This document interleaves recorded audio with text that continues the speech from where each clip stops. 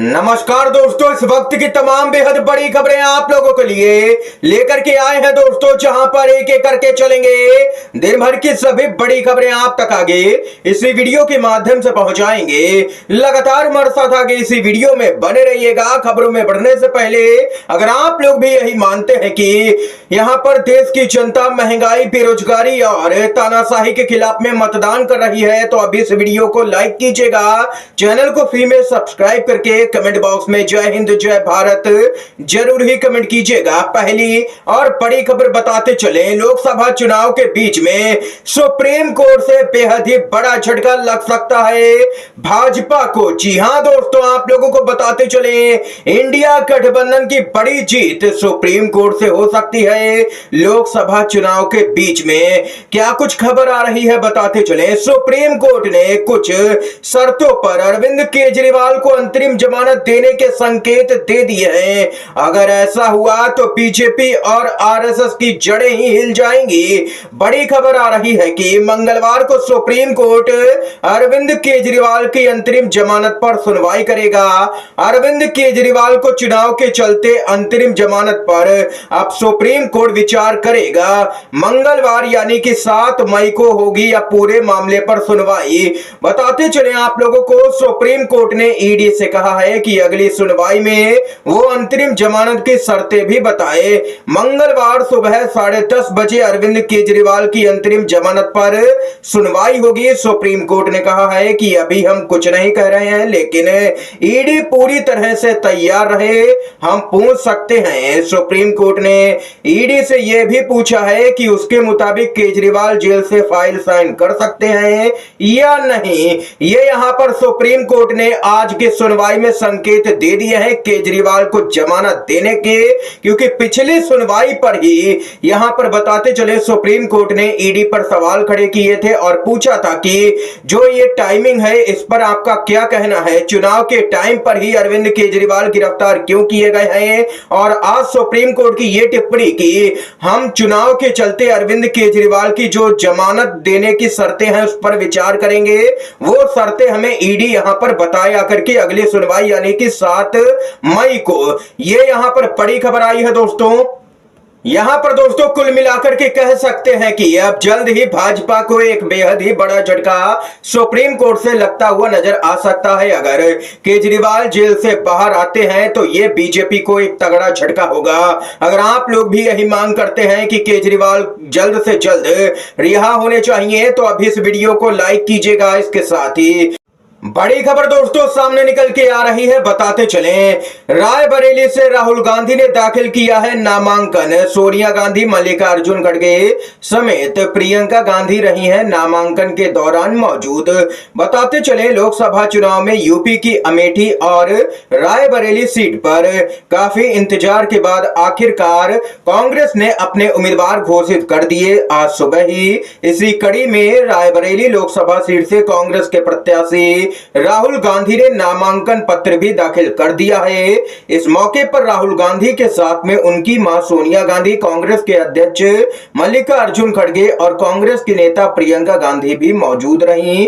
आपको बता दें कि इस सीट से सोनिया गांधी 5 बार सांसद रह चुकी हैं। ये यहां पर खबर सामने निकल के आई है दोस्तों। इसके साथ ही एक और बड़ी खबर आप लोगों को बताते चलें, कांग्रेस के नेता प्रमोद तिवारी का बड़ा बयान। बोले, स्मृति ईरानी के लिए किशोरी लाल शर्मा ही काफी है, वही हरा देंगे स्मृति ईरानी को। ये यहां पर कहना है प्रमोद तिवारी का। और वहीं ममता बनर्जी का भी पूरे मामले पर बयान आया। ममता बनर्जी ने कहा, नरेंद्र मोदी राहुल गांधी के 2 सीटों पर चुनाव लड़ने पर सवाल उठा रहे हैं। मोदी जी को बताना चाहिए वह 2 सीटों पर चुनाव आखिर क्यों लड़े थे। ये यहां पर ममता बनर्जी ने पीएम मोदी को भी निशाने पर लिया है।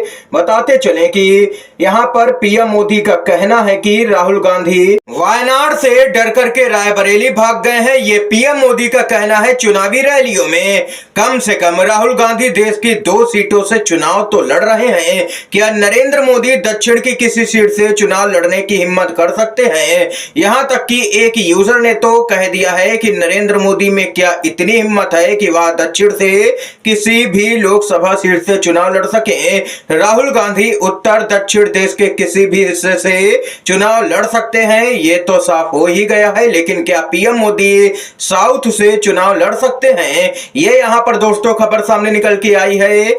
इसके साथ ही एक और बड़ी खबर की तरफ बढ़ते हैं। यहां पर कांग्रेस पार्टी की तरफ से खबर सामने निकल के आ रही है, स्मृति ईरानी की जीत यहां पर किसी भी कीमत पर नहीं होने देंगी प्रियंका गांधी।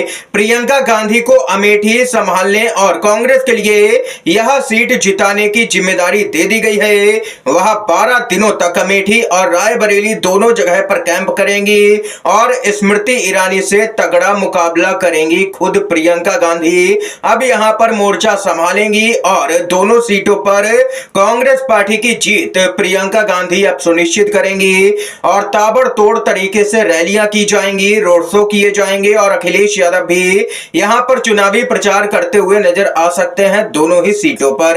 इसके साथ ही एक बड़ी खबर आ रही है दोस्तों, आप लोगों को बताते चले, कई राज्यों के अंदर बीजेपी की जमीन खिसकती हुई नजर आ रही है। कई राज्यों से बीजेपी का सुपड़ा साफ होना तय माना जा रहा है। जी हां दोस्तों, पहला तो केरल से बीजेपी का सुपड़ा साफ होना ही है, तमिलनाडु से भी होना है और कर्नाटक में भी तगड़ा झटका लगेगा, तेलंगाना में भी। लेकिन आप लोगों को यहां पर खबर बताते चलें, जब से पहले चरण का मतदान हुआ है तब से हवा बदली हुई सी नजर आ रही है। जिन राज्यों में बीजेपी ने विपक्षियों का खाता तक खुलने नहीं दिया, वहां पर बीजेपी को अब यहां पर चुनौती मिलने लगी है दोस्तों।